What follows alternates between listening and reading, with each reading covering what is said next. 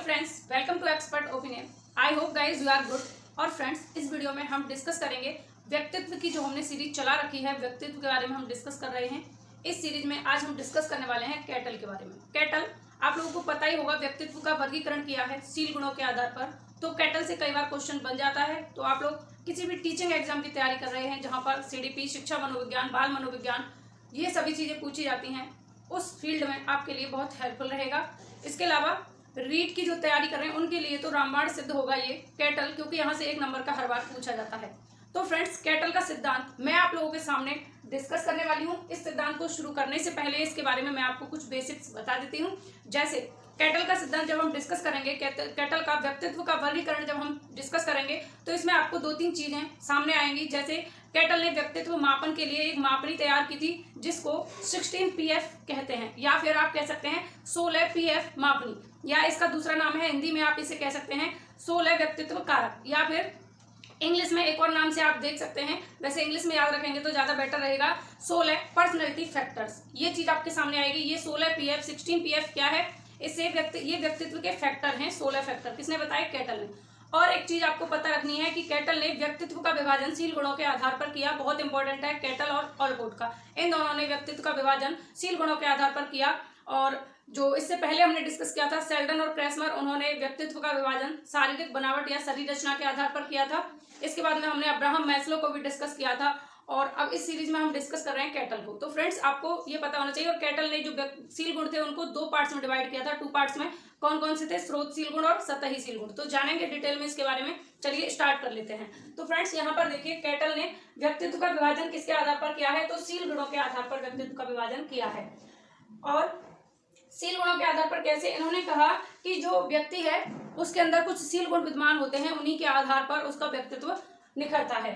तो सील गुण कितने भागों में बांटे इन्होंने? तो 2 पार्ट्स में इनको बांटा था। सील गुणों को कितने पार्ट्स में? 2 पार्ट्स में बांटा था। पहला पार्ट है स्रोत सील गुण और दूसरा पार्ट है सतही सील गुण। ठीक है, ये डायग्राम जो बना हुआ है, इसके एक एक पॉइंट को मैं आपको समझाने वाली हूँ कि किस तरीके से क्वेश्चन बनेगा और ये सब क्या है आपके सामने।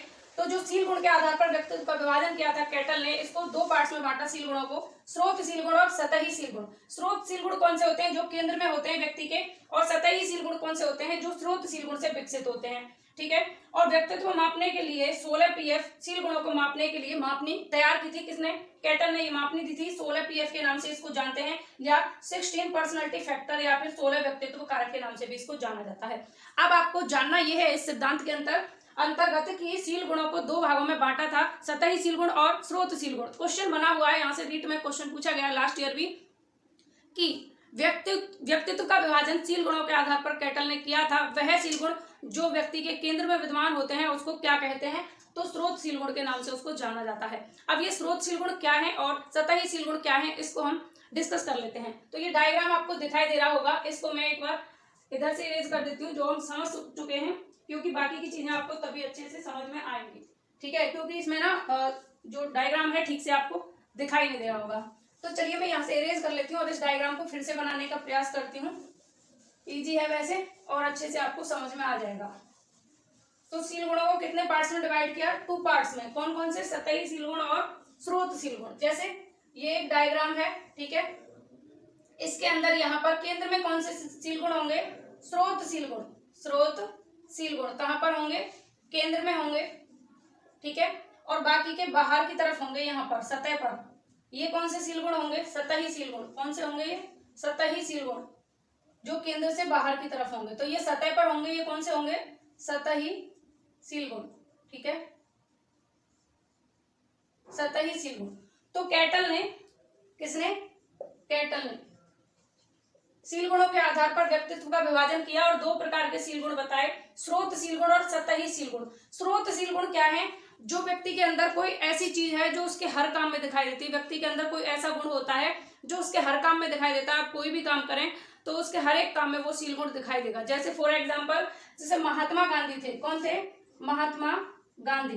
तो महात्मा गांधी का एक सील गुण था स्रोत सील गुण, जिसके बारे में आप सभी को पता होगा। कौन सा था स्रोत सील गुण महात्मा गांधी का? तो उसका नाम था अहिंसा। स्रोत सील गुण कौन सा था? जैसे मान लीजिए महात्मा गांधी का अहिंसा स्रोत सील गुण था, जो उनके हर काम में दिखाई देता था। कोई भी काम अगर वो करते थे तो सबसे पहले किसकी बात करते थे? अहिंसा की, कि अहिंसावादी बनो, हिंसा ना फैलाओ। तो अहिंसा उनका क्या था, स्रोतशील गुण। अब इस स्रोतशील गुण से जो गुण निकले, अरे भाई किसी इंसान के अंदर अहिंसा है तो उसके अंदर और कौन कौन सी चीजें होंगी, सत्यवादिता होगी, ठीक है, सत्यवादिता होगी, क्योंकि जो किसी के साथ बुरा नहीं करेगा वो सत्यवादी होगा। भाईचारा होगा, आपस में कैसा होगा, भाईचारे का गुण मिलेगा। दूसरों का सम्मान उसके अंदर होगा, दूसरों का सम्मान करेगा, अपनेपन की भावना होगी, है ना, अपनापन होगा उसके अंदर, क्या होगा, अपनापन होगा। तो फ्रेंड्स ये जो अहिंसा इसका स्रोतशील गुण था, महात्मा गांधी के अंदर जो अहिंसा स्रोतशील गुण था, इस स्रोतशील गुण से कितने शील गुण विकसित हुए, सत्यवादिता हुआ, और क्या हुआ, भाईचारा हुआ, सम्मान की भावना हुई, अपनेपन की भावना हुई, किसी का अहित ना करना। तो ये कैसे शील गुण हुए, सतही शील गुण। किससे विकसित हुए, ये स्रोतशील गुण से। स्रोतशील गुण केंद्र में होगा हमेशा, जो व्यक्ति के हर काम में दिखाई देगा। ये कभी कभी दिखाई देते हैं, जब जब जरूरत पड़ती है तब तब ये दिखाई देते हैं। जैसे कोई व्यक्ति है, दूसरों का उसके अंदर सम्मान करने की भावना है, लेकिन ये कभी कभी आप लोगों को दिखाई देगी, हर काम में दिखाई नहीं देगी, ये डिफरेंस है, ठीक है। ये जरूरत पड़ेगी तो आपको दिखाई देगी, लेकिन अहिंसा अगर स्रोतशील गुण है तो हर काम में दिखाई देगा, ठीक है, ये आपको ध्यान रखना है। तो स्रोतशील गुण कहाँ होंगे, केंद्र में होंगे। पूछा जा सकता है कि अकॉर्डिंग टू कैटल स्रोतशील गुण कहाँ पाए जाएंगे व्यक्ति के, तो केंद्र में पाए जाएंगे। सतही शील गुण वो होंगे जो स्रोतशील गुण से विकसित होंगे।